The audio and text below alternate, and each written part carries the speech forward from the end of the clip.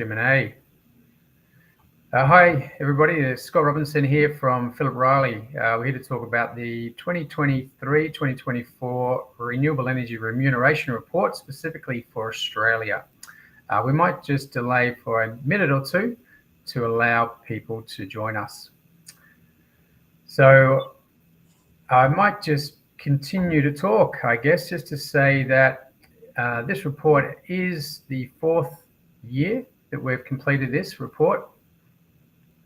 You can imagine it's quite a lot of data points in there to get this together. So look, we would have loved to have revealed it a bit earlier, but it's taken a while to gather all those data points and to get this in a presentable format. So anyway, we're looking forward to talking with people today. If we just give it a couple more minutes, that'd be good. Questions are coming through already, which is fantastic. Can we get a recording of this, Shimane? Yes, absolutely. Thank you, Julian. There will be a version online on YouTube. I'll be sure to share this on the LinkedIn group as well. Fantastic. Awesome. Perhaps we might do a quick introduction, I guess, of the people that are attending, presenting here today as well. Well, again, Scott Robinson, Managing Director here at Phillip Riley Group, currently based in Tokyo. However, really set the company up 14 odd years ago in Australia there. And then I'll introduce other people. Shim, would you take it away? Yes, hi everyone. Thank you so much for joining in. I'm Shimane Becker. I am the marketing specialist for Phillip Riley, and I work in a very exciting position. I get to essentially work with the company and help, with the primary mission of accelerating the energy transition. And so I believe that it's a very, very important job, just like all of us have, in helping accelerate the energy transition. And this is a very, very big part of it. This is something that we're very proud of, the salary report, because it's just enabling us to help educate and keep the whole industry informed. Perfect. Awesome. Matt, over to you. Yeah, hi there. I'm Matt Hayes, based in Sydney. I manage our engineering, construction and asset management practice, which is primarily owners' side roles, for onshore renewables and energy storage. Perfect. Thank you. John? Hi there, folks. John Reevey, General Manager of our operations here in Australia and New Zealand. Been working in the renewables and clean tech space since 2008. So an incredibly exciting time to be involved in the industry and making the contributions that we do. Thank you, John. Last but not least is Erin.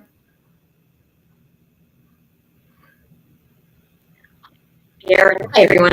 The strategic growth manager of the Riley Group, and I'm overseeing our delivery team in terms of construction, operations and maintenance.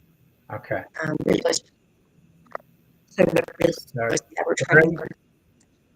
We have lost your connection, Erin. It's a bit scratchy. So I'll do the introduction. Erin's our strategic growth manager. She focuses on many different things, but primarily functionally leads a lot of our delivery for our group training organization, for our contracting labour hire division as well. So this is the team that's going to be presenting today. I guess a bit about the background here. Shimane was talking about what we're trying to achieve with this is to renewables is now mainstream. So we're trying to educate the industry about the opportunities that are available and the trajectory of these careers within the industry. So about us, Phillip Riley, I guess integrated business within the renewable energy industry. We focus on a few different things. I imagine you've heard of us, but those services are recruitment, executive search, contracting, labour hire, apprenticeships. We've now also added migration. The energy transition in Australia is going to require a lot of people and a lot of different solutions. So that's kind of where we come into it. But over to the report. Shimane, I'll let you talk about this. Thank you so much, Scott. Just waiting for that one to load there for us. Hopefully you can all see it now. So this year was a fantastic year. We were able to gather a lot of insights last year and early this year, we were able to collect up to 17,000 responses. So thank you so much to everyone who participated in that. As you might know, the salary report goes beyond salary ranges. You know, we're really trying to tap into the heartbeat of the industry and basically deliver on some more insights.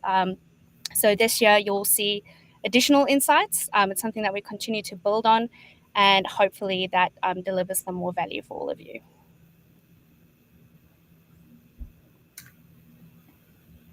Perfect. Key findings. So again, with the fourth iteration of this report, there's been a lot of change from year one to now. And I guess key findings from this particular report, and again, there were a lot of data points.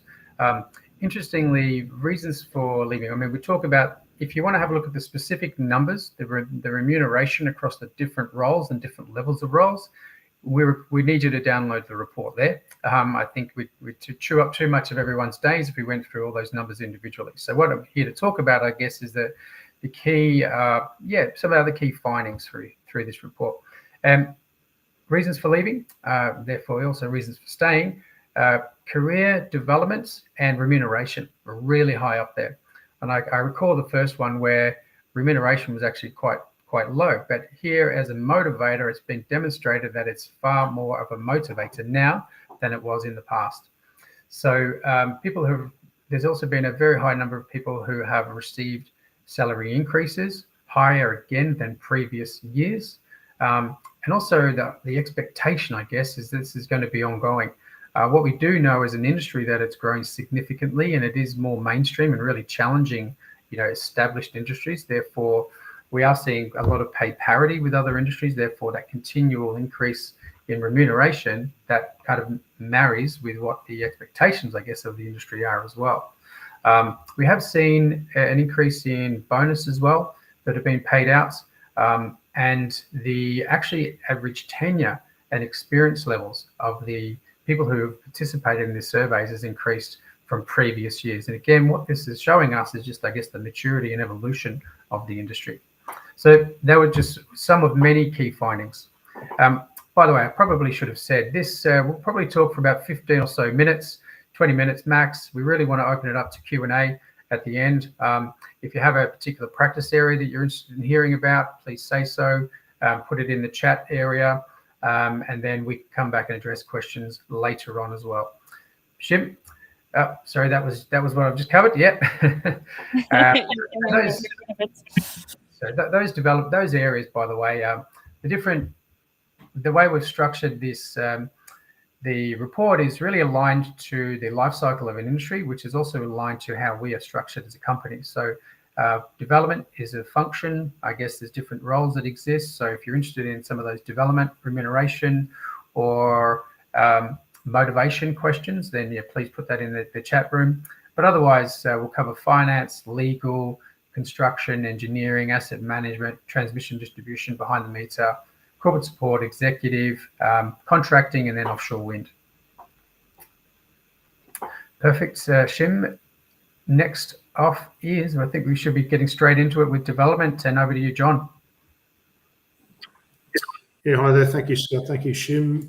The development space is incredibly busy right now. So development through the lens of Phillip Riley really talks about all of those different levels of development professionals sitting across wind, onshore and offshore, solar, and battery in particular, GIS people, land access people, stakeholder engagement, and even some of that early stage grid connection modelling people. So that just gives you some context to where the jobs might sit within these families. The thematics tend to be that the very senior development people are looking to no longer development tools, but move into more commercial leadership, executive roles within the organisation that they work within. And some of the people that are trying to develop their own career in this particular space, so it might be those land access or community people looking for an opportunity to move into more of the traditional development career path. Short-term incentives, they stand out. The bullet points will be there for people to read throughout. I'm happy to take questions at the end, but probably one of the reflections of this space, very, very high volume of jobs, very few candidates, and therefore certainly a uplift in salary throughout the year. I'm also covering off the finance and legal, so I think we'll move across to those, Shin. Thank you.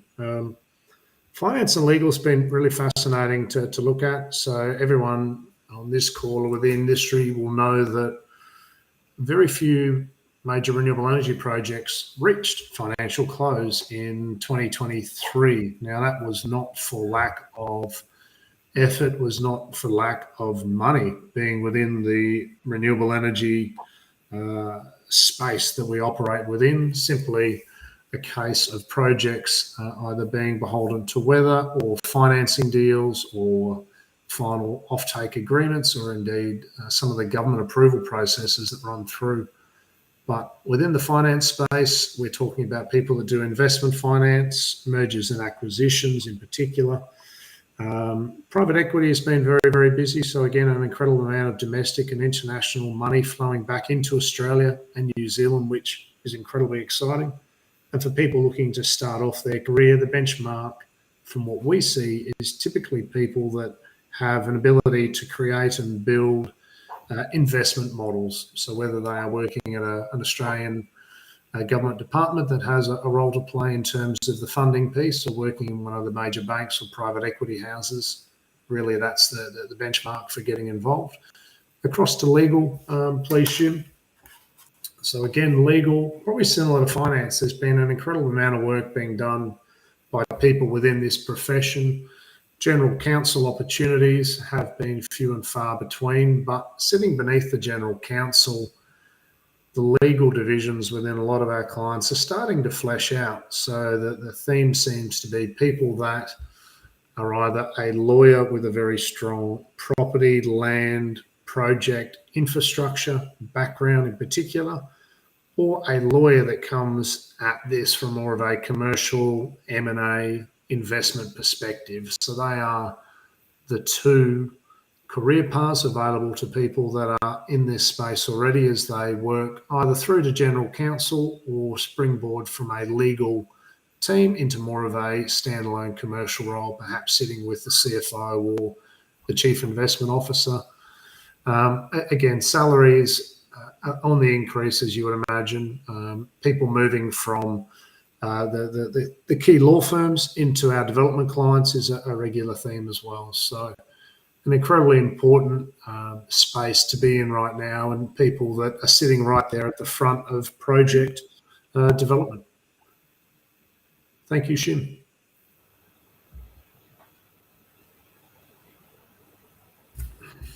Oh, yeah. My name's Matt. I'll talk through engineering. Look, I see engineering this year really accelerating, as John mentioned. We're anticipating more projects accelerating towards financial close, and that's where the majority of these roles sit, through the late stage development and through into construction. So, I saw a statistic on our findings that 97% anticipate a 5 to 10% salary increase in the next 12 months. So, I think it's going to become a very competitive space as we see more projects in that renewable generation and storage move into the next phase.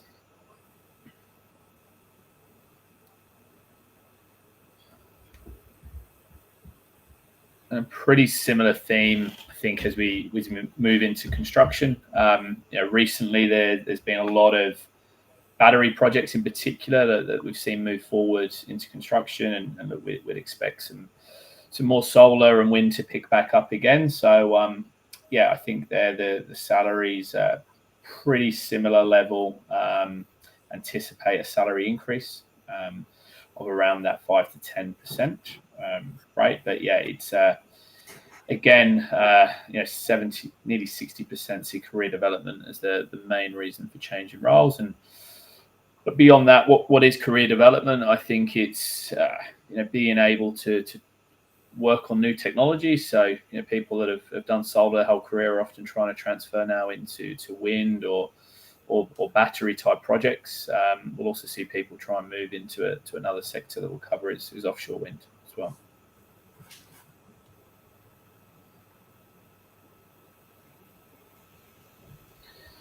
for asset management operations was actually looked like one of the best one for salary satisfaction across the areas that I'm covering today. I find asset management is definitely growing. There's a lot of developers now who are building their own localized teams. Previously we have seen some of that done offshore by some of our companies who are headquartered overseas. But we're seeing a big increase as that asset portfolio grows, that businesses will bring that operations more to Australian shores. So again, I anticipate the market will grow and salaries will become more competitive, but it's definitely an area which has the better job satisfaction, and I believe it's been a bit more of a stable type of area that we cover in comparison to engineering and construction.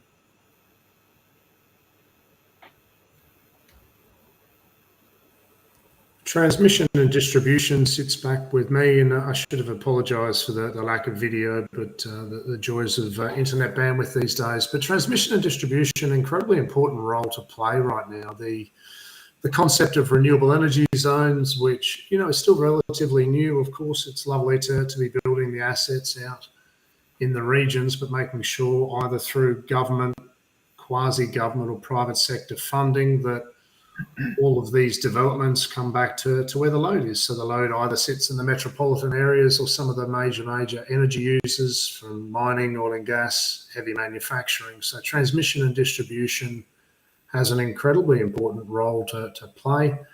And one of the segments that satisfaction seems to be a little bit down, but an area where really anyone going from a trade certification, training organisation style of arrangement, all the way through to a lot of very, very senior jobs, paying well into the 300,000-400,000 per annum mark. It's an area that people can really carve out long-term careers. As a subset of our industry, there's a lot of knowledge sitting in a very experienced workforce. So how do we pass on knowledge from those individuals to the next wave of leaders will be a challenge and opportunity that a lot of our clients are looking to address. And transmission and distribution no longer is just the purview of government-owned corporations. We have a lot of our development clients starting to set up their own internal transmission and distribution teams, whether it's substations or aspects of the distribution of their power generation. So one of those areas, great career aspects and an important role to play. Thank you, Shin. Offshore wind is next. Offshore wind, a lot of fanfare in the market, of course. We are, along with several of our clients, awaiting some of those key announcements to be made, because key announcements typically are the trigger point that a wave of recruitment and more tangible opportunities can be released. So we are tracking the offshore wind space very, very closely. The anticipation is that we should really hear about announcements over the course of the next 5 to 6 weeks.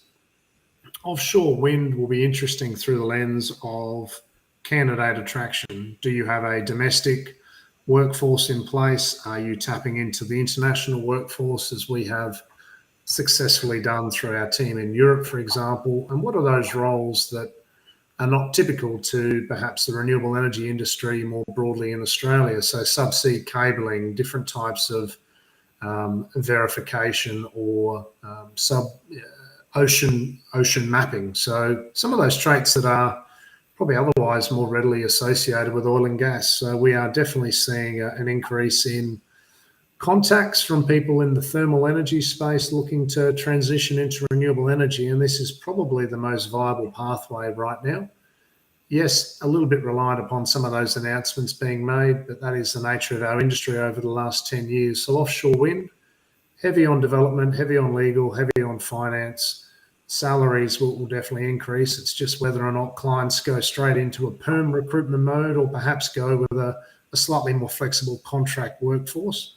And that will play out over the course of the next 6 to 12 months. Thank you, Shin.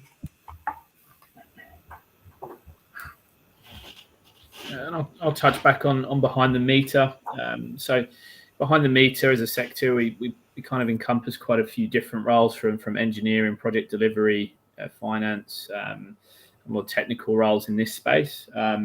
Overall, it looked like the market, we're actually not necessarily open to many new opportunities, which is good. Career development here, I think, is typically moving into more senior roles, but we also see candidates also trying their arm to move from behind the meter and ultimately into utility scale renewables as the next step in their career path.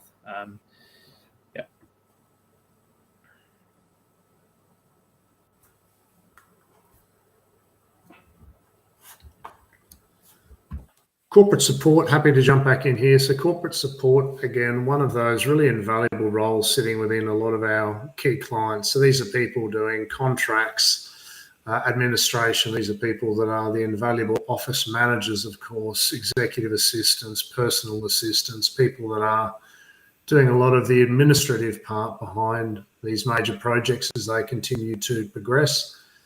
Job satisfaction, really nice at a 4.1. People are anticipating more and more increases in salary. People see corporate support on occasion as a bit of a route into an organisation, and then again, it's one of those fields that people can actually carve out meaningful long-term careers within. The corporate support side, I think, is probably a very good avenue for individuals that have particularly strong contracts administration. So we're thinking about transferable skills here. This is a wonderful way to be stepping into the renewable energy industry.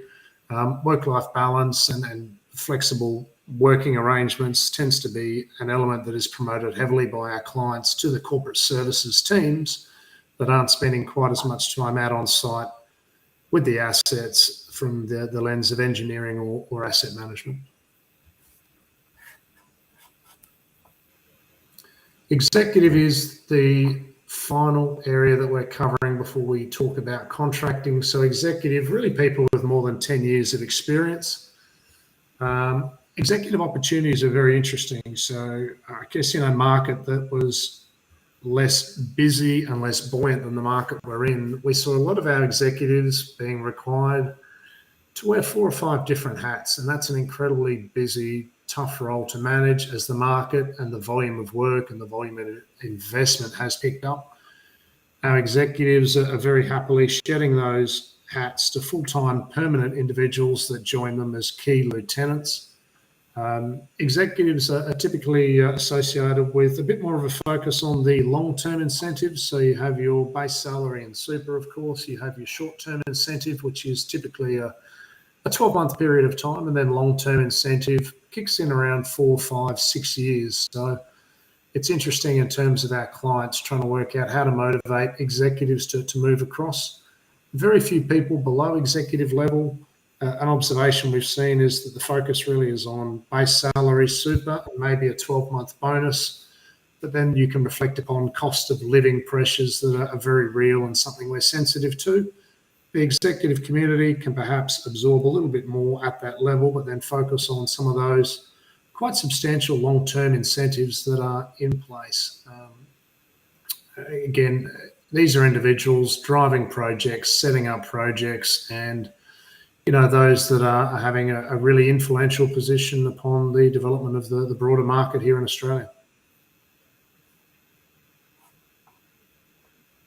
Contracting for you, Scott? Yeah, I'll jump back in here. So, and I probably should highlight there's people from different parts of the world here today. Now, these responses, the remuneration information is going to be very location specific. Some of these other areas are also encompassing the broader population. There are ways that we can refine a local response to some of these things, but it does represent the aggregate, I guess, in the different job areas. But for contracting, contracting, we've seen a more flexible workforce. I guess that's what John has mentioned, in particular around offshore wind. We certainly are seeing an increase and expecting a further increase in those flexible workforces and therefore contracting. There was a bit of a lull in projects. Primarily, a lot of contracting is going to be during the construction and operations phase. As we know, construction was a little bit lighter in some geographies. Operations, however, has continued to grow. So therefore, you're going to find different motivations, I guess, or responses to some of these questions as well. But look, undoubtedly, there's been an increase in remuneration for experienced workforces as other infrastructure projects continue to grow and come online as well. So you can see that 76% received increases last year. So there is a lot of competition for the experienced contracting talent that's been available. We definitely have seen a shift in the permanent to contracting split. So in some geographies, Australia, for example, it's very much weighted towards permanent, excuse me, or fixed term. However, we are seeing those numbers shift towards, again, less on permanent and a little bit of an increase in contracting. Contentment-wise, yep, slightly higher than some areas at 57%, but still the contracting workforce is still looking for career development and expansion as well. So it's not a workforce that's just going to be reliant on a daily rate or whatever that is. They're looking for some sort of progression that they can get some new experience is going to help them grow and develop into other roles, other projects, develop other skill sets as well. So it's not an area that you can just set and forget, basically. So yeah, expect more in 2024 around contracting. Shib?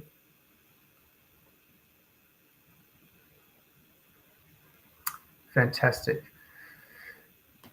So please, the team is available for Q&A.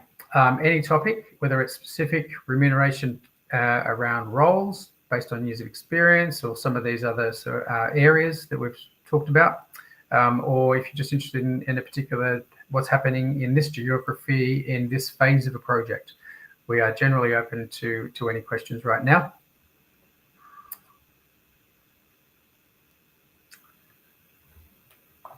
Shim, do we have anything at the moment?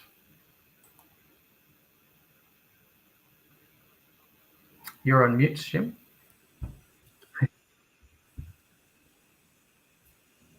Hi, Scott. Can you hear me now? Yes. All right, fantastic. I don't see any responses as of yet. So if you do have any questions, please leave it in the chat box below. We are streaming to a few different services. So now we have a question here from Ali. Hi, Ali. Your question's a good one. So the Remuneration Report breaks down every job across all of those key practice areas within the renewable energy sector. Salaries based on our own knowledge of working in the space and polling, over 10,000 people are reflected upon within the report, and that's both on the permanent side as well on the temporary side. So there is very, very comprehensive information contained within the report. Thank you for your question. And Shimane, how do people download the report to get the very specific data?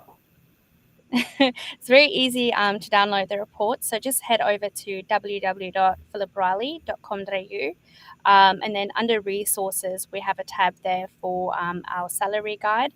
So just go over there and you should be able to download a copy. I do have a little form there just to collect your name and your email, and we'll send a copy to your inbox right away. There's maybe 200 data points there, Ali, so there's too much to go after today, but we welcome any follow-up questions. The general questions that I get are, what is my role worth?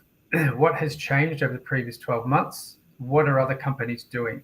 Those are the general questions that we get asked. Now, the difficulty with providing this information is that if you look at development, for example, that those roles are remunerated differently depending on who the company is. So as an example, a wind turbine manufacturer may be developing projects. A project developer might develop a project to flip that project, but then you might be working with an IPP who's going to develop with the intention of financing, build, own, and operating. So those companies have different purposes. Therefore, they remunerate the roles quite differently. So our intention is to try and capture as much data as we can to provide representation, I guess, of the ranges that are I guess, generally available for these different roles. So answer number one is, what is my role worth? This is the answer, I guess, if you download the report. What's going to happen in the future? That's kind of what we've talked about. We are seeing increases and expectations, importantly, across most of the job disciplines. And I guess if you look at reports 1 to 4, you'll see the different rates of STIs or bonuses that are being attached as well. So some roles had almost zero bonus or STI, and now they're expecting 15-20%. So that's been an evolution over the past few years in a relatively short period of time. So that's kind of the trend stuff that we're talking about. And then there's sort of industry specific. So Jim mentioned about oil and gas. There are plenty of oil and gas people moving into renewable space here in the Northeast US. Couldn't agree more. That has previously been a challenge because of the pay disparity, I guess, between industries. So oil and gas and renewables are sort of catching up with each other now. So Jim, I agree. I certainly think we're going to see more people entering into the renewable space, particularly offshore wind, in different parts of the world, because that pay disparity is sort of getting closer. Yep, offshore wind as an industry, that's a different topic. I mean, yeah, it's had a few starts and stops. So yeah, that industry is undoubtedly going to grow. It's just the trigger point, and you know what rate is it going to grow and from when? But it definitely will be happening. Yes, great. Any other questions or Matt, Erin, John, other questions, frequently asked questions? Is there anything you can add?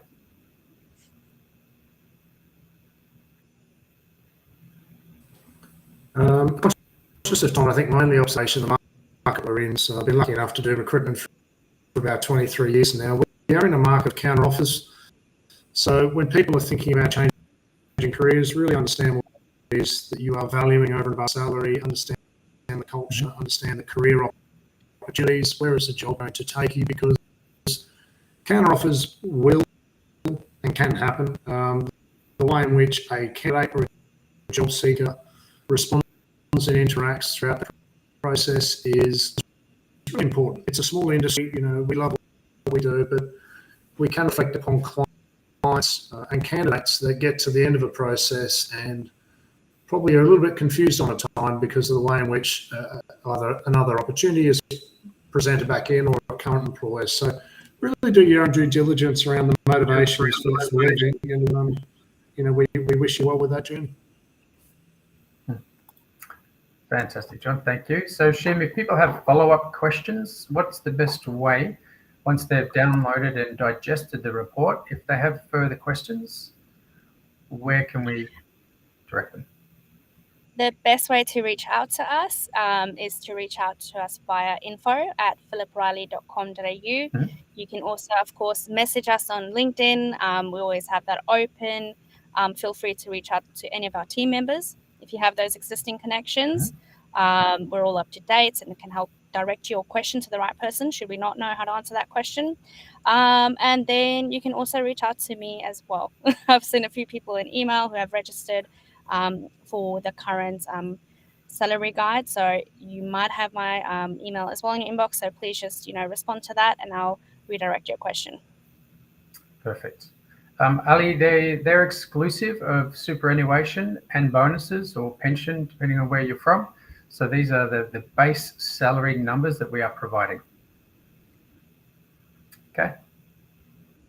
Perfect. Well, look, thank you everyone for your time. And look, thank you, Shimane, who spent a lot of time collating this data, analyzing it, interrogating it with the team, and obviously putting it into a very presentable format. So thanks to Shimane and the Phillip Riley team for putting this together. Hopefully it's of value to our customers, and those customers are people involved in the energy transition. So thank you, Shim, for putting all this together, and the team for presenting today.